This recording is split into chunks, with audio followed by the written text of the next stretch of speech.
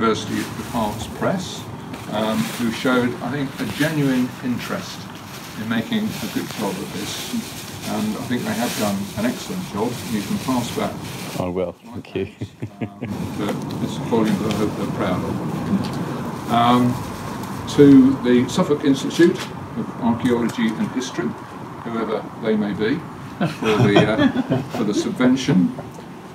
To all 17 contributors for their varied, scholarly and engaging papers in the book.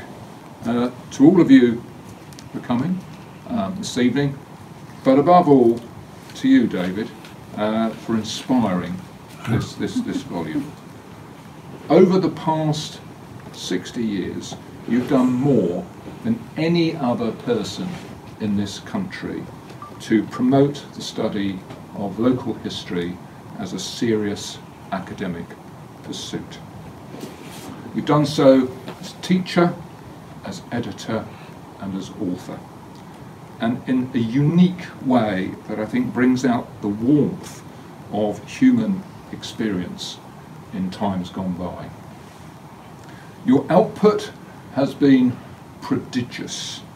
Your bibliography at the back of this book stretches to 3 full pages, and I know that there is more to come. My editor tells me so. In the classical world, Hercules completed 12 enormous labours, but having compiled your bibliography, I think Hercules had it easy compared with what you've done. You and I first met nearly 30 years ago, so for me that's half my lifetime. And you and Mark triggered a latent passion for medieval history that has helped sustain me ever since and enabled me to weather the storms that I've faced over the last 20 years. I'm immensely grateful to you for that, as are the contributors to this volume and the hundreds, if not thousands, of people that you've touched with your work. David, you are a scholar and a gentleman, and I'm proud to call you my friend, and I'm honoured to have co-edited with Evelyn this volume, and I hope you'll enjoy reading it. I certainly will. Thank you very much for your kind words. Evelyn.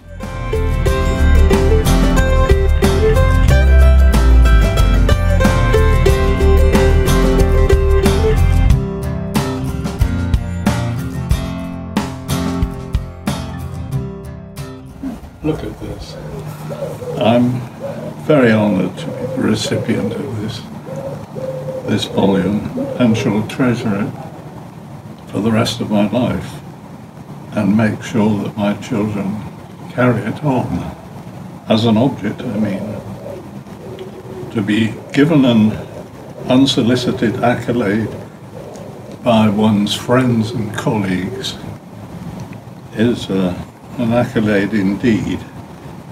So thank you for coming this evening at a time when all arrangements seem inauspicious and potentially troublesome, if not actually dangerous, and you know what I'm hinting at here.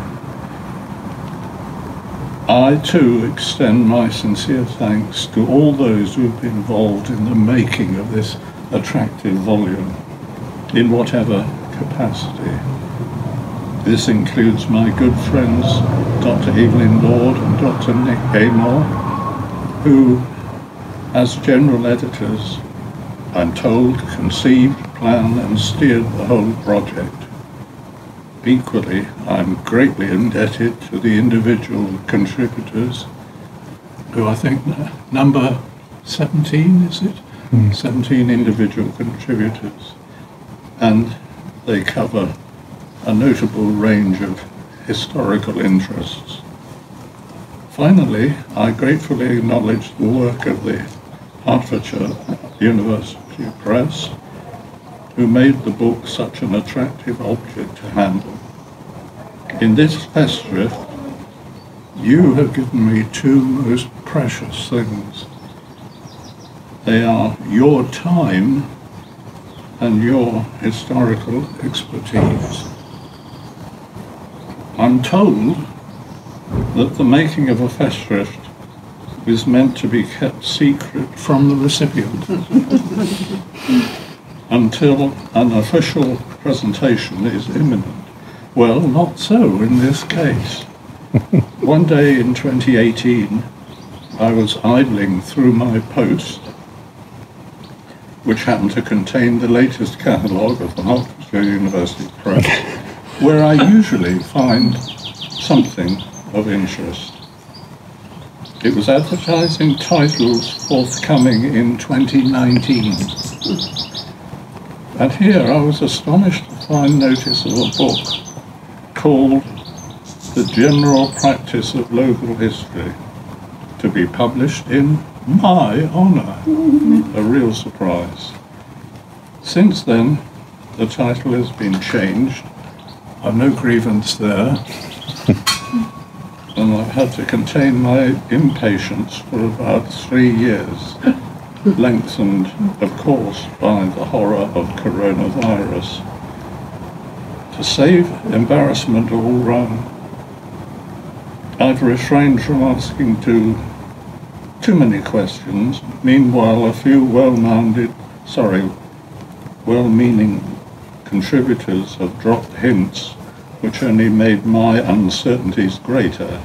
Well, today, my pent-up curiosity is assuaged, and I'm delighted to receive the book with its handsome design and with all its varied contents written by former colleagues, students and friends. It makes me realise how much I miss teaching and the academic life. Here I must seize the opportunity of thanking my wife Mary for all the support and encouragement she has given me over the years, often in the face of persistent ill health. A bloody pity.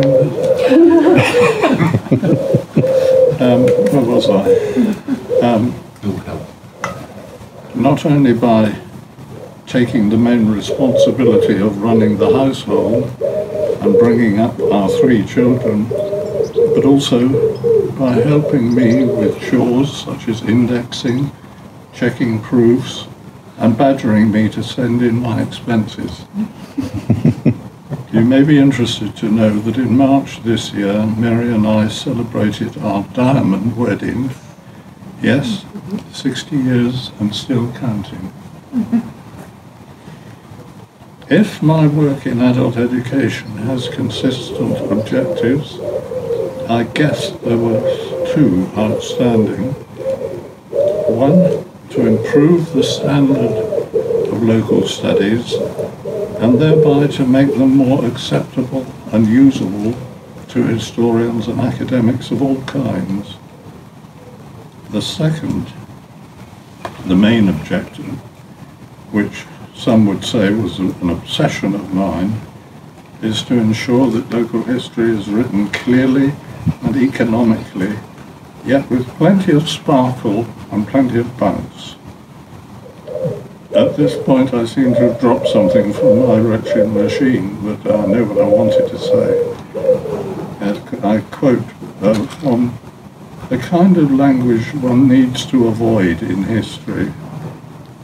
And like, for example, I quote, but I'm not giving the source, the continuing demise of a dominant paradigm. How's that? Which apparently means the slow death of a once powerful theory. So why not say it?